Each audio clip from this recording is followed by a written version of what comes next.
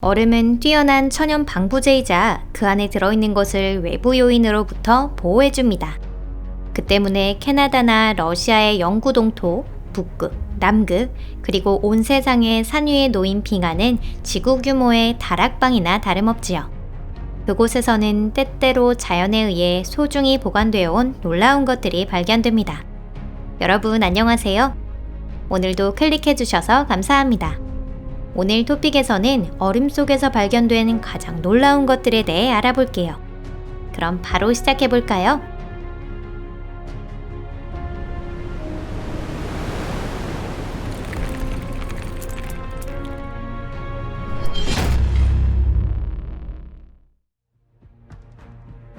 백년산 위스키 19세기 말부터 20세기 초의 시대는 남극 탐험의 영웅시대라고 불립니다.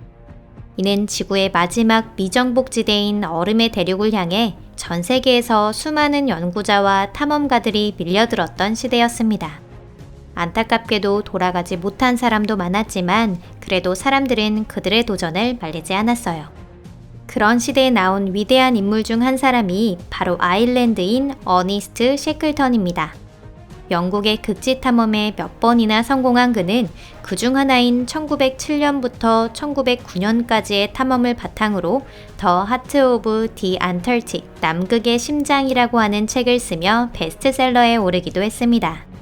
게다가 어니스트 경우엔 얼음 대륙에 관한 과학적 지식뿐만이 아니라 미래 세대의 또 다른 무언가를 함께 남겼습니다. 바로 2010년 그가 과거에 머물렀던 장소에서 발견된 양질의 위스키 박스가 그것이에요.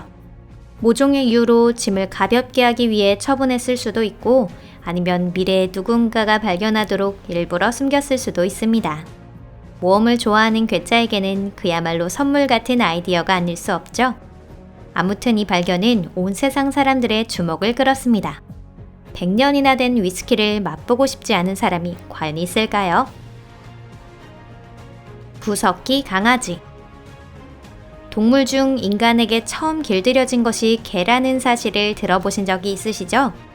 실제로 개는 구석기 시대부터 사람과 함께해온 유일한 동물로 다른 생물이 사육되기 시작한 것은 중석기 혹은 신석기 시대에 이르러서입니다.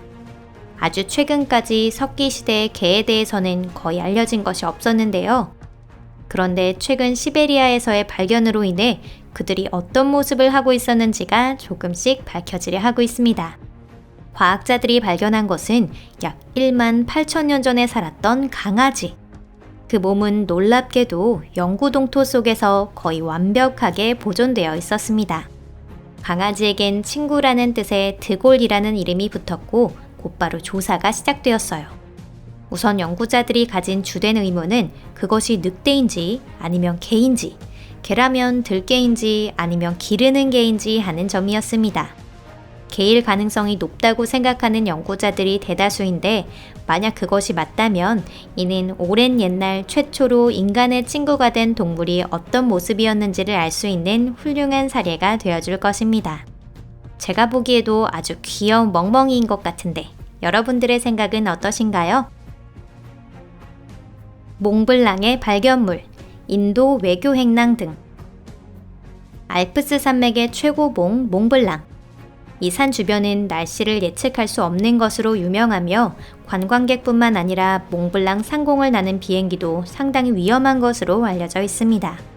1950년 에어인디아 기체 L749 말라바 프린세스 호와 1966년 보잉 707 등 최소 2번의 추락 사고가 이곳에서 발생했어요. 2010년대 몽블랑 정상의 빙하가 녹기 시작하면서 이 2번의 대참사에 관련된 놀라운 발견이 몇 가지 보고되었습니다. 최초로 발견된 것은 외교 행랑으로 편지와 신문 등이 정성스럽게 봉투에 담겨져 있었어요.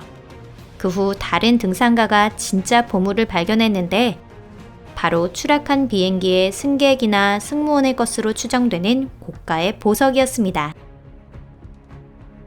91개의 화산. 남극은 연구가 많이 진행되지 않아서 아직도 많은 수수께끼가 숨겨져 있는 곳입니다. 그것을 확신한 것이 에든버러 대학의 연구자들이었죠. 그들은 2017년 남극 대륙 서부에서 2km 얼음층 아래에 숨겨진 엄청난 수의 화산들을 발견했습니다. 그 수는 모두 91개. 그동안 남극 대륙에서는 47개의 화산에 대해서만 알려져 있었는데 이번에 발견된 이 능선은 지구상 최대의 화산지대로 밝혀졌습니다. 만약 그중 하나가 갑자기 깨어나 대규모 폭발이라도 일으킨다면 어떻게 될지 상상하기도 두려워요. 얼음바닥이 불안정해지면 엄청난 속도로 녹아내리거나 맹렬한 환경 변화를 일으킬 수도 있으며 이는 결과적으로 해수면 상승으로 연결됩니다. 연구자들은 이 지역에 아직 발견되지 않은 화산이 더 있을 것으로 보고 있어요. 능선이 해저에 닿아 있을 수도 있고 지맥이 남극 깊숙이 뻗어 있을 수도 있습니다. 어쨌든 새롭게 발견된 이 산맥에 관해서는 면밀한 조사를 통해 지속적으로 관찰해 나갈 예정입니다. 32,000년 전의 꽃씨. 시베리아 영구동토 속에는 믿을 수 없을 만큼 재미난 것들도 많이 존재합니다. 몇 년 전 러시아 과학자들은 콜리마 강변을 조사했는데요. 그리고 38m의 영구동토 중에서 약 32,000년 전의 것으로 보이는 씨앗을 발견하게 됩니다. 과거 선사시대에 있던 다람쥐가 자신의 둥지에 숨겼던 것으로 추정됩니다. 감정 결과 실레네 스테노필라라는 꽃의 씨라는 것을 알게 되었고요.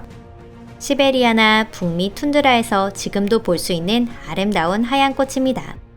게다가 과학자들은 이러한 씨앗을 발화시켜 기른다고 하는 터무니없는 과제를 실행하기에 이르렀어요. 즉시 여러 나라의 생물학자가 이 장대한 프로젝트에 참가하였고 결국 훌륭하게 성공시켰답니다. 거대한 바이러스. 콜리마강에서 찾아낸 또 하나의 흥미로운 발견. 이는 몰리바이러스 시베리쿰이라 불리는 거대 바이러스입니다. 크기는 0.6 마이크로미터, 즉 600 나노미터고요. 일반 광학 현미경으로도 쉽게 볼 수 있는 크기입니다. 참고로 HIV 바이러스는 100에서 120 나노미터이며 코비드19의 원인이 되는 코로나 바이러스는 50에서 200 나노미터입니다. 콜리마의 고대 바이러스와 비교하면 난쟁이나 마찬가지죠. 발굴된 바이러스는 약 3만 년 동안 얼음 속에 얼어 있었습니다. 다행히도 바이러스 자체는 인간에게 큰 위협이 되지 않는다고 합니다. 몰리바이러스 시베리쿰이 어떻게 아메바를 감염시키는지 데모 영상으로 살펴보죠. 과학자들은 거대 바이러스를 연구함으로써 세포액을 가진 최초의 진핵생물이 어떻게 출현했는지를 밝혀낼 수 있을 것으로 기대하고 있습니다. 일반인 입장에서는 연구 과정에서 인체에 유해한 바이러스가 밖으로 유출되지 않기만을 바랄 뿐입니다. 선사시대의 아기사자. 과거 유럽과 시베리아에 살았던 동굴사자는 약 1만 년 전에 멸종했습니다. 사람 탓이라기보다는 기후변화에 적응하지 못한 것이 원인일 확률이 큰데요. 그래도 먼 선조들이 남겨준 석기시대의 바위 그림 덕분에 우리는 동굴사자가 어떤 모습이었을지 어느 정도 상상할 수 있게 되었습니다. 최근까지 보존 상태가 좋은 동굴사자의 시체는 거의 발견되지 않았었는데 몇 년 전 과학자들에게 행운의 여신이 찾아왔습니다. 2015년 사하공화국의 영구동토에서 약 1만 2천 년 전에 숨진 2마리의 아기 동굴사자의 형상이 발견된 것입니다. 이 고대 동물들은 얼음에 의해 온전하게 보존되어 있었죠. 입가의 수염조차 선명하게 보일 정도였어요. 아이들은 우얀과 디나로 명명되었습니다. 크기는 일반 고양이 정도지만 성장하면서 더 커졌을 거예요. 이게 바로 발견된 당시 온 세상을 떠들썩하게 한 바로 그 사진입니다. 얼음 마법이 가져온 놀라운 발견에 대한 오늘 영상은 여기까지입니다. 끝까지 시청해주셔서 감사합니다. 영상이 마음에 드셨다면 좋겠네요. 만약 마음에 드셨다면 좋아요와 SNS 영상 공유도 부탁드립니다. 또 소개한 것 중에 가장 인상 깊었던 발견을 댓글로 남겨주세요. 그럼 저는 다음 영상에서 뵐게요. 안녕히 계세요.